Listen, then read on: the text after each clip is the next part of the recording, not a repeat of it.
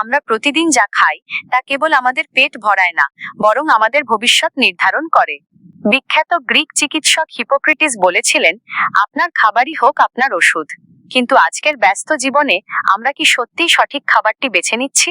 গবেষকরা বলছেন, সুস্বাস্থ্যের মূল চাবিকাঠি লুকিয়ে আছে আমাদের রোজকার থালায়। বিশ্ববিখ্যাত হার্ভার্ড টি.এইচ.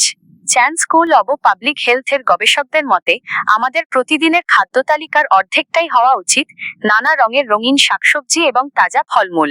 বাকি অর্ধেকের 1/4 হওয়া উচিত লাল চাল বা লাল আটার মতো গোটা শস্য, যা আমাদের দীর্ঘক্ষণ শক্তি যোগায়। আর বাকি অংশটি হতে হবে চর্বিহীন প্রোটিন, যেমন মাছ, মুরগি, ডাল বা বাদাম।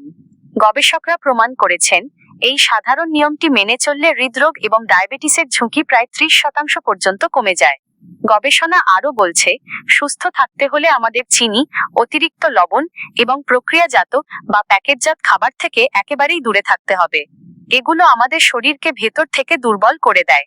এর পাশাপাশি ইউএস ন্যাশনাল একাডেমিস অব সায়েন্সেসের একটি প্রতিবেদন অনুযায়ী, একজন মানুষের শরীরকে সতেজ ও সচল রাখতে প্রতিদিন অন্তত 2.5 থেকে 3 লিটার পানি পান করা অত্যন্ত জরুরি।